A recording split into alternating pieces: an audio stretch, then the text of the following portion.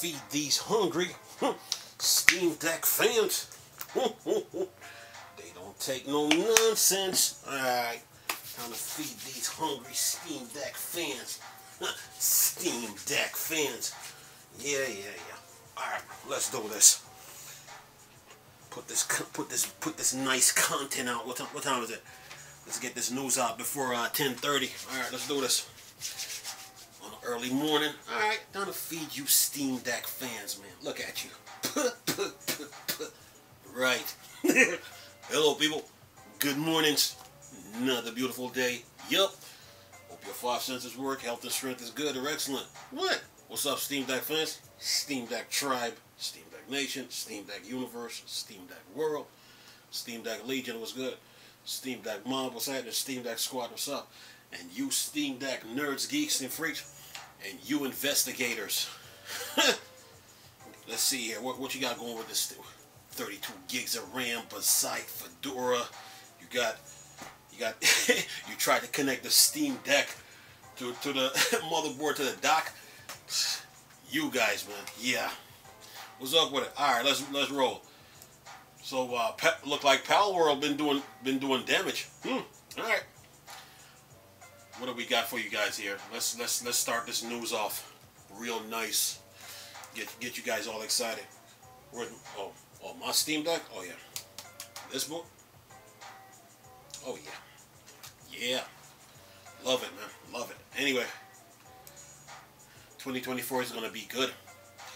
I seen an article about Tekken 8 on PC and games. I'm going to cover it after I do all this. But let me get this out the way first, because you Steam Deck fans want your news and you want it now. You're not worried about what the competition is doing. You want to hear about your Steam Decks. Alright, fine. I'll give it to you. Alright, here we go. Alright, here's the first news. Let's see here. Monster Hunter Rise adds new DRMs that breaks it on Steam Deck. Woo. Come on, Capcom, you can do better than that. Says here, Capcom has rolled out an update to Monster Hunter Rise, and sadly, it has broken it on Steam Deck as they continue attempting to change their DRMs in older games. They're swapping from the Nouveau over to Enigma, which seemed to be the cause of the problem, and it's not the first title they've tried this with. Come on, Capcom. There was no need to do all this. But anyway, it says here in the patch notes of version 16.0.2.0, Capcom update its notes. There have been reports of the game not running on the Steam Deck after update version 16.0.2.0. The dev team is currently investigating the issue. We will let you know as soon as we find out more, so please hold on for further information. We apologize for any inconvenience this may cause. If it ain't broke, don't fix it, man. Anyway, it says in the actual changes list, Capcom didn't even state the changes to the DRM. They're clearly trying to keep it quiet. This bugs me. Any form of anti-cheat DRM should be clearly noted, not just on Steam page, but in updates notes too. Consumers should be properly informed. Shame that the company didn't think to test their games considering it on Steam Deck verified. Although verification is done by Valve directly, it doesn't actually mean a game developer supports it. Hopefully Capcom will reserve the change, or Valve will find a solution in Proton to get it working again. From reports I've seen, it affects Linux desktop too, not just Steam Deck. Previously, Capcom added Enigma DRM to Resident Evil Revelations, then it said in parentheses, released on Steam in 2013, which caused a problem for players, and Capcom ended up reversing the update, but said they would fix it and re-release it. This caused players to review bomb the title, with the most recent review scores showing as overwhelmingly negative. If it ain't broke, don't fix it, man. You know, Capcom got a little success with Street Fighter 6, and all of a sudden they wanna be sneaky about stuff. That's not even right. But anyway, all right. Here's the next article. 31% of dev already using AI, and the PC platform looks strong from GDC survey. Says here the annual GDC survey is out now, and it's an interesting look into what developers are up to and how the industry is changing. And some of the info this time around is pretty eyebrow raising. First note, the survey ran between October 11 to October 29, 2023 and contained answers polled from over 3,000 developers working in game industry. As with all surveys, a pinch of salt is needed, but it's great overall look at the state of things. Scanning through the PDF with my marked eyeball, the first real interest result is on what platform the developers are developing for, with 60% of the response for PC. This is a good showing. It says here clearly PC gaining strong than it ever has been before. You take it into account the growth of Steam as well. Remember, Valve said Steam had 83,000 new customers every day in 2022. That's big, but we haven't seen a 2023 overview yet. For Linux specifically, only 7% said they were developing for it. And then it says here, the real interesting bit though is when it comes to generative AI. The AI floodgates have been opened by Valve for Steam with their new rules. No doubt many developers will be looking into using it, and some already are. According to the survey, 49% of developers overall are using it, or they have colleagues using it. That's split across many different departments. Sorry about that. Though, from finance to programming and all sorts, but AI generation is clearly already popular. Then it said the survey also showed that indie developers were more likely to be the ones using AI at 37%, and not the big AAA lot at 21%, although no doubt this will change over time. AI generation continues improving. When asked about how developers think the impact of generative AI will be, only 21% were positive about it, with 51% feeling mixed and 18% having a negative opinion on it. Only 1% thought it would be no impact, and another 3% didn't know. You can register to see the survey on the GDC website. I'll leave the link. Alright, now, what's the other one? Let's see here, get this news out the way here. Okay, see what we got. Oh yeah, got that my tea, man. Wakes me up. Alright, Edge ISO available for Linux Mint 21.3 with new Linux kernel. The Linux Mint team have announced the release of the Edge ISO for the latest Linux Mint 21.3, making it easier to use with newer hardware. With Linux Mint sticking to an Ubuntu base, they generally go with whatever Linux kernel version is shipped. In this case, version 5.15.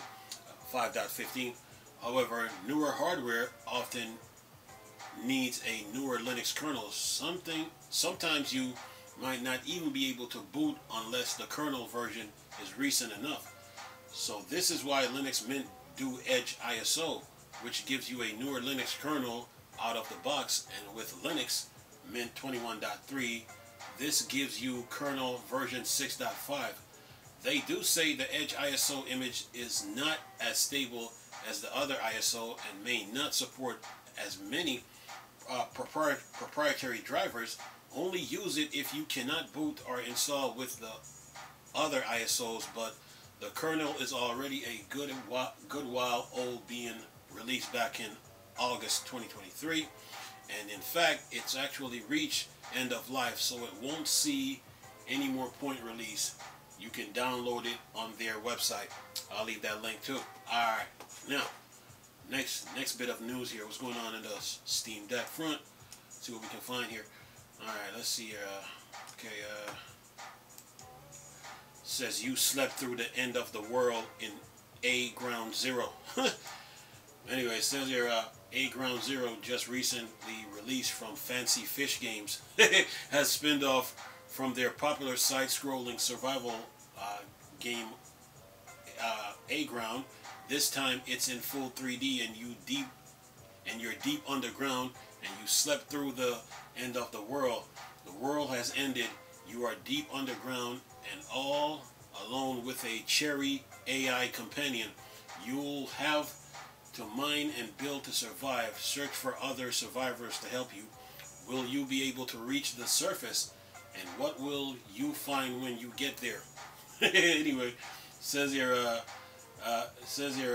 game features mines to explore, make room for your growing base, find survivors, build your base, expanding, automating structures to survive and thrive, craft and upgrade all sorts of tools and utilities, explore a post-apocalyptic Earth from deep underground up to the surface during the event of the original A ground, recruit NPCs to work your factories and revive the humanities, get quests from familiar faces and quirky personal AIs,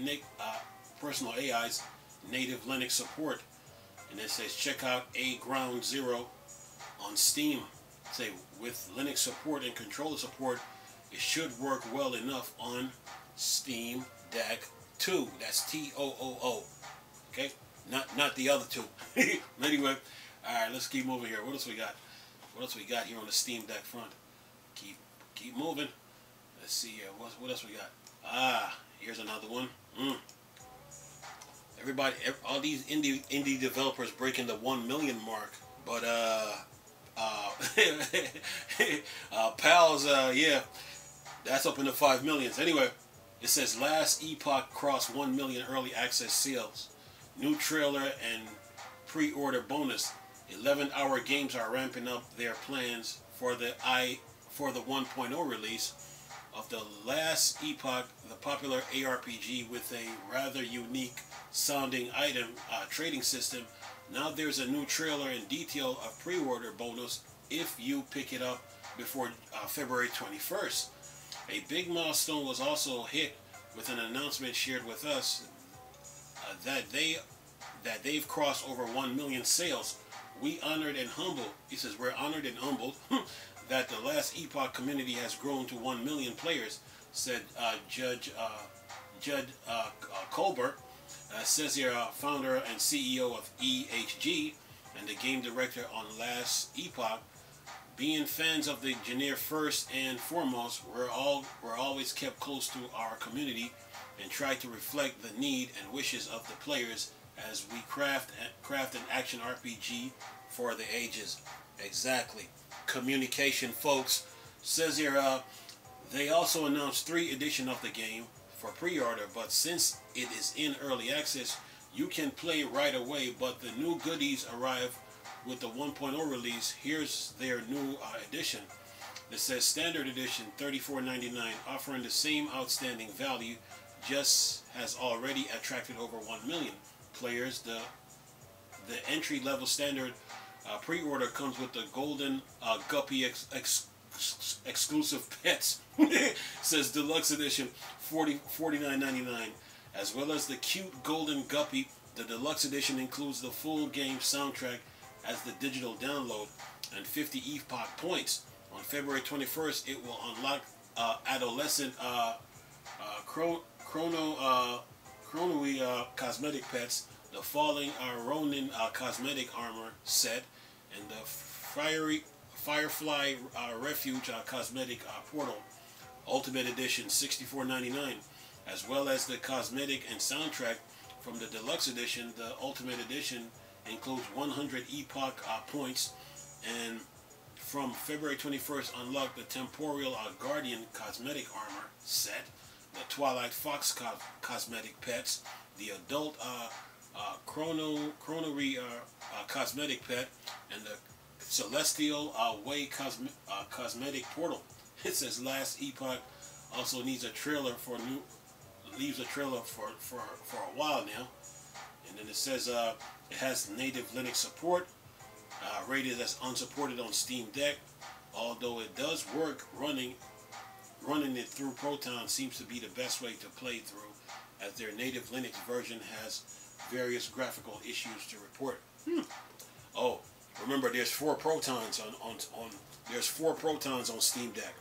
There's Proton QT, Proton Experimental, GE Proton, and then Proton from Valve. 4. Alright, remember that. Now, what else we got? Oh, Pal World. 5 million in sales now. This game is not. This game is getting. This game is taking over. Anyway, it says here, Pal World overtake Counter-Strike for most played on Steam, and hits 5 million sales. It says there seems to be absolutely no stopping Pal World. It just keeps on growing and pulling in more players with its enticing theme of Pokemon with guns and crafting. Around 2 hours ago, it hit a new record high of 1,582,482, making it jump over Counter-Strike 2 to take the current top spot for most played on Steam right now. That's incredibly impressive, thanks to it now hitting 5 million sales in 3 days. This concurrent player count is also third highest on Steam. Then it says, I wouldn't be surprised if it took second place on the highest concurrent player ever in 24 hours. At the rate it has been increasing, it's pretty much a given at this point, but dethroning PUBG would take more than double what they have right now, but never say never, right? It says the game has bound to be popular, but as much as this, I didn't have that on my 2024 bingo card. My Steam Deck video on Pal World is below if you missed the update to the previous article. Then he said, have you been playing it? What do you think to Pal World? Let me know in the article comments below. I am really hoping they add in some UI and text scaling. It's too small on Steam Deck, but just fine on Linux desktop. On Steam Deck, it uses Proton Experimental by default and is rated playable. On desktop, Linux also works great. Additionally, for people who want to run Pal World servers, the open source tool Linux GSM, Linux Game Server Manager, just launched version 24.1.0 with Pal World support. You can buy Pal World on who? Steam. Yeah, that game is. Yeah, this game is shooting up the charts. But anyway, all right. What else we got for you little Steam Deck nerds? Anything else? Anything else? Anything else? All right, one more. Oh yeah, we got a nice little update for you little Steam Deck fans. You know, remember there's 4 Proton. There's Proton, GE Proton, Proton QT, Proton Experimental. Then there's Proton. You gotta have all 4 of them on the Steam Deck or Linux. You get the point. And that will help you with your launchers too. Anyway, here's another update for you now. All right. Unified Linux Wine Game Launcher aims to improve Windows games on Linux/Steam Deck. Says here, oh no, another launcher. Well, not quite. In fact, Unified Linux Wine Game Launcher, ULGWL, is actually meant to be used by existing game launchers like Heroic, Lutris, and others on Linux desktop and Steam Deck. Says here, so what does ULWGL actually do?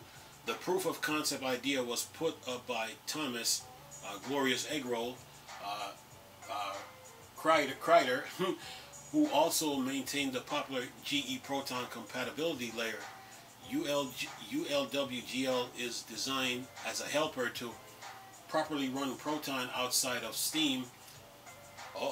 That means you got to add that to your QT Proton, GE Proton, Proton Experimental, and Proton. Anyway, it says properly run Proton outside of Steam.